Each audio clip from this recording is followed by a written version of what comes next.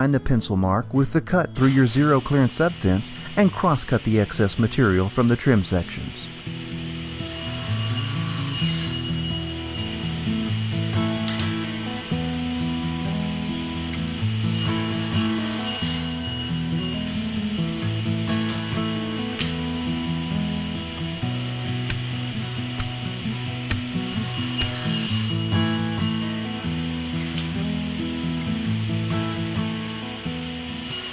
From this point forward, we'll be using standard half-blind technique to join the 4 rectangles of wood. The pieces just made will be cut as the tailboards. Slide your LS to the scoring pass position at 0 and clamp the carriage in place.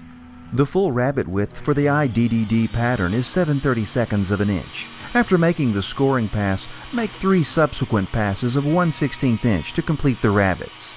You'll find the rabbet width for your selected pattern listed under the diagram of the selection shown at the back of the Master Reference Guide.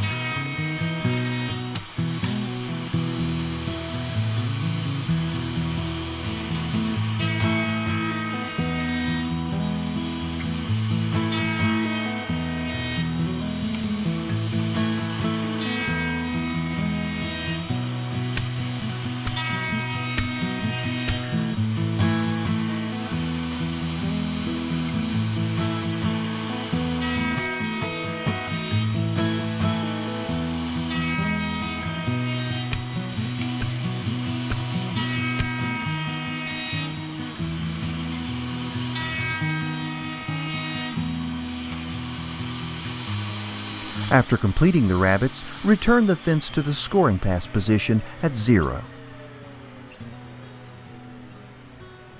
Clamp the right angle fixture to your fence and table, and place the 2 tailboards with the rabbets facing away from each other against the faceplate.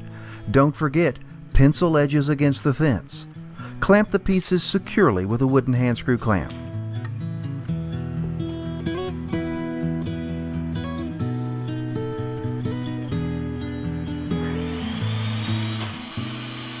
Turn the router on and make the scoring pass. Then advance to the first C-cut in front of the 0 through a series of light side-by-side cuts. After reaching the first C-cut, 5C in this example, move your fence from one C-cut to the next across the full width of your material.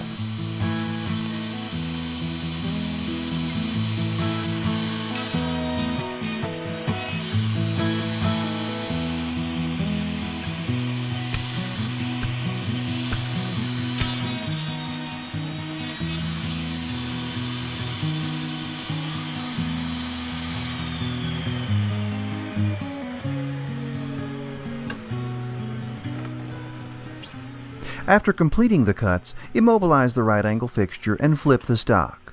Again, pencil edges against the fence. Always press the pieces down and against the fence before securing to the right angle fixture. Return the LS to a scoring pass and repeat the tail series of cuts on your 2 boards. Keeping the pencil marked edges against the fence ensures that the A and C series of cuts remain synchronized even if you are slightly off center.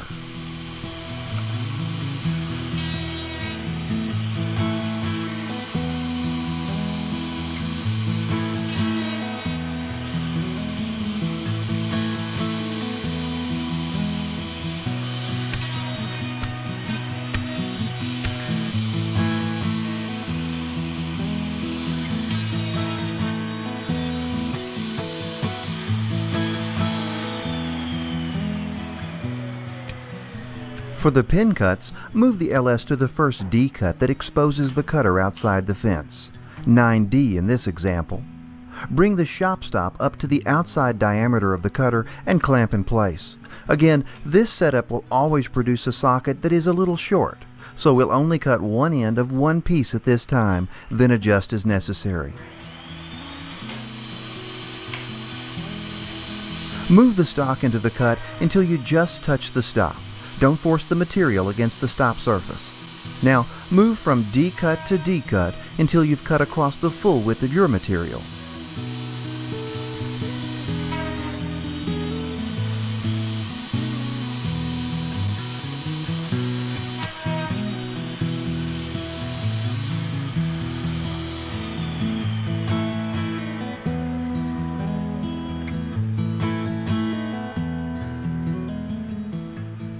Assemble the pin board to one of the tail boards to determine how much you need to adjust the cut length. The amount that the tails protrude is equal to the amount the stop must be moved away from the cutter. Slide the scale to an easy reference number and move the stop away to adjust the cut length.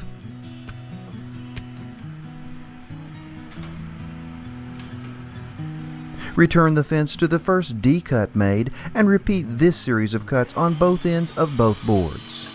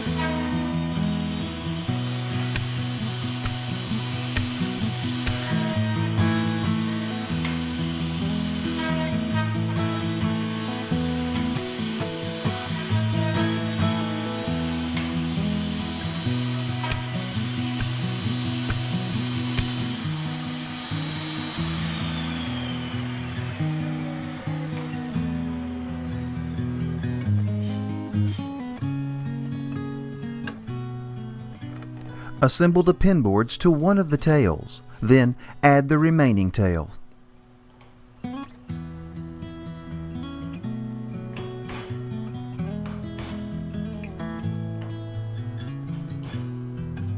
The Incra double dovetail, truly a striking joint.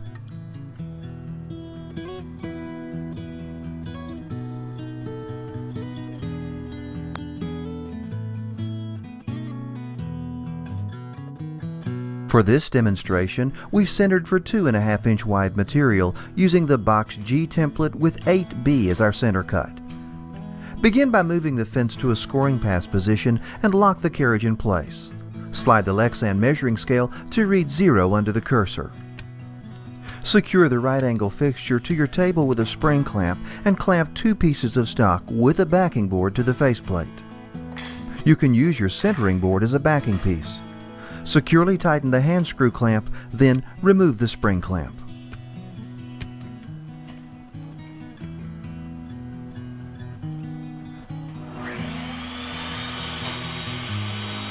Beginning with the scoring pass, advance to the first template mark in front of the 0 in 1 or 2 passes. Once you've reached the first mark, 6A in this example, and made the cut, simply move the LS Positioner from 1A cut to the next until you've cut across the full width of your stock. Keep in mind that your first cut will be based on the width of stock you've centered on. Unless you're using 2.5 inch wide material as shown in this demo and 8B is your center cut, your first cut probably won't be the same as ours.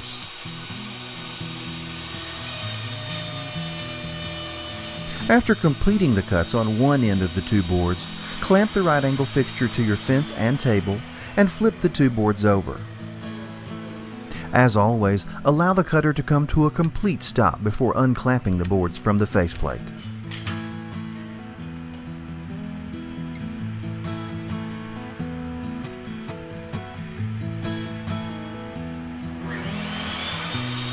Now we'll repeat the A series of cuts, beginning with a scoring pass.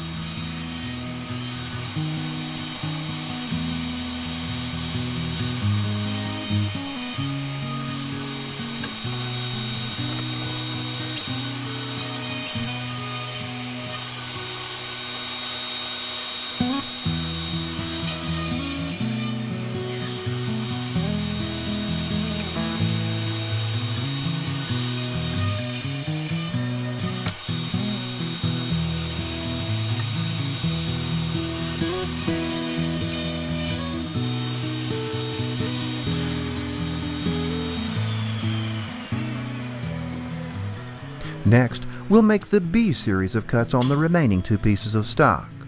Clamp the right angle fixture to your fence and table and flip the backing board over to present a fresh backing surface. Add the 2 pieces of stock and securely tighten the wooden hand screw clamp. Remove the spring clamp. Move the LS to the first B cut that positions the cutter outside the fence and make the cut.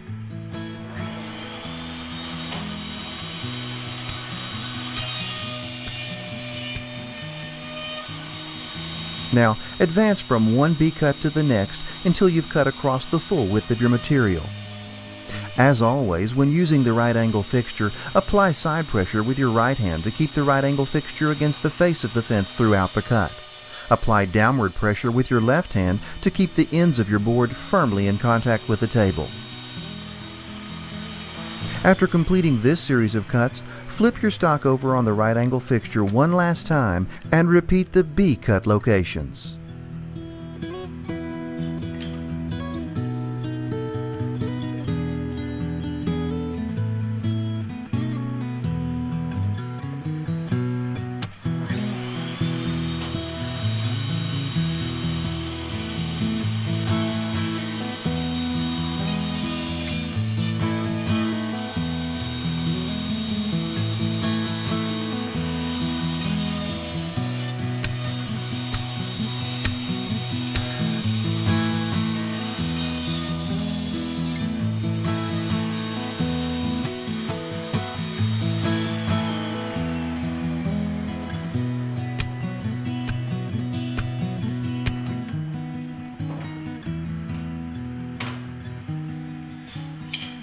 Now assemble for a simple but effective joint that adds strength and beauty to your next project.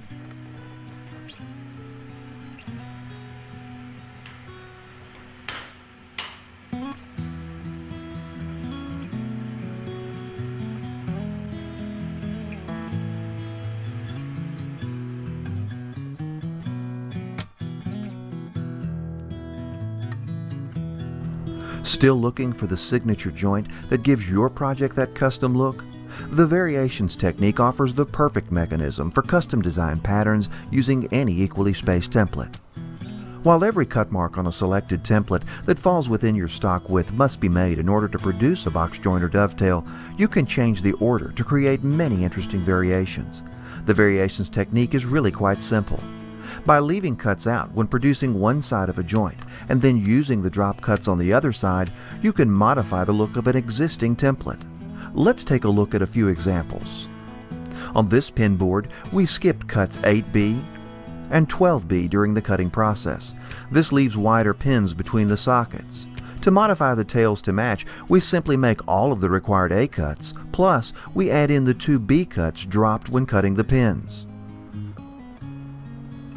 On this tail board, we skipped cuts 7A and 12A during the cutting process. This leaves wider tails. To modify the pins to match, simply make all of the usual B cuts required for the selected template, then remove the excess between the appropriate sockets. When cutting the pins, it's best to take out the excess material with several light side-by-side passes, rather than trying to remove the material in a single pass. You can even skip cuts on both sides of the joint to produce combinations of wide and narrow pins and tails. Just remember, whenever using the Variations technique, you must always modify the joint pattern symmetrically. Give it a try sometime. Now that you've seen and learned about some of the many things that you can do with the LS Positioner at your router table, it's time for you to start writing the next chapter in the Incra story.